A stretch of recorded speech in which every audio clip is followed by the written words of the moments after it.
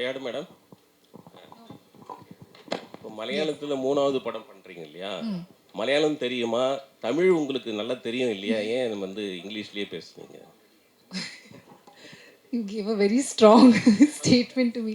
Sir, I'm working in different languages.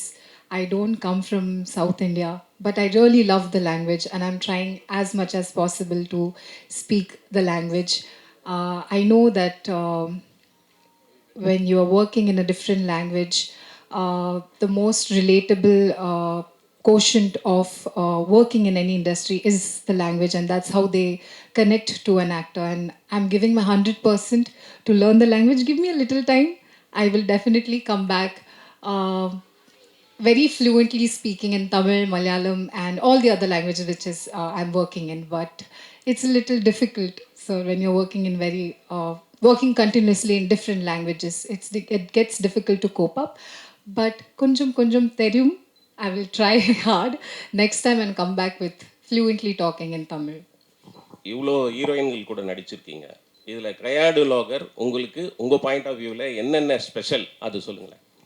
Okay, அது எனக்கு compare பண்ணலான்னு தெரியாது. ஆனால் இந்த படம் ஷூட் பண்ணும்போது I observed the hard work and commitment that she is putting in. நான் அது தெரியாத ஒரு லாங்குவேஜில் ஒரு படத்தில் நடிக்க போகும்போது I know it can be very difficult.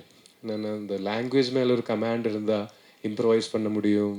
ஆக்டிங்கிலும் ஒவ்வொரு சென்டென்ஸோடையும் ஒவ்வொரு டைலாகோடையும் அதோட இமோஷன் இன்னும் கொஞ்சம் ஈஸியாக புரியும்.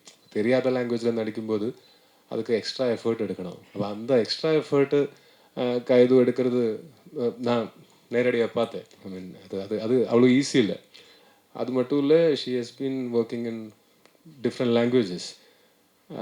அது ஒரே டைமில் தெரியாத 3-4 லாங்குவேஜ் எல்லாம் கற்றுக்கிறதுக்கு ட்ரை பண்ணால் ஃபுல்லாக கன்ஃபியூஸ் ஆகும்.